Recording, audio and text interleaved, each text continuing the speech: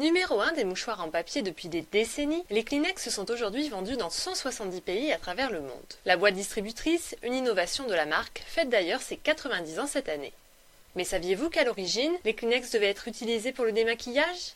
S'inspirant de carrés de tissu japonais créés pour remplacer les serviettes et le coton, les premiers Kleenex étaient destinés à enlever les surplus de crème de jour et les fards. Le mot Kleenex a d'ailleurs été formé à partir du mot clean, nettoyer, et de la terminaison ex, une référence à un autre produit de la société Kimberly-Clark, les serviettes Kotex. C'est un chercheur qui, souffrant du rhume des foins, s'est mis à utiliser les carrés de papier pour se moucher. Le service marketing, pas convaincu, accepte cependant, dès les années 30, de communiquer sur ce second usage. Ok, ce n'est pas le plus étonnant. L'invention des mouchoirs jetables peut être liée à la Première Guerre mondiale. En août 1914, soit un mois seulement après le début du conflit, l'utilisation de gaz lacrymogène, en plus d'irriter les yeux et les voies respiratoires des belligérants, marque le début d'une course à l'armement chimique. Les produits développés, de plus en plus meurtriers, seront responsables de 4% des décès durant le conflit.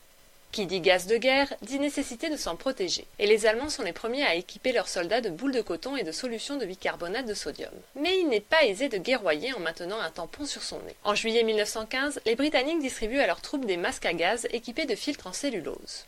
Filtres qu'il faut régulièrement changer, et donc fabriqués en quantité industrielle. L'entreprise Kimberly-Clark se met donc à fabriquer des feuilles de cellulose pour les masques à gaz et pour les pansements. En 1918, la guerre est finie, et la société du Wisconsin se retrouve avec un stock imposant de cellulose sur les bras. Ces ingénieurs se creusent la tête et mettent au point une serviette périodique, la fameuse Kotex, qui a du mal à s'imposer sur le marché de l'hygiène féminine. Qu'à cela ne tienne, en pressant la cellulose en feuilles plus fines, on obtient des Kleenex.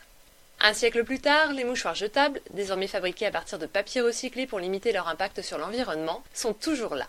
Une belle carrière pour un produit qui a inspiré l'expression « Génération Kleenex ».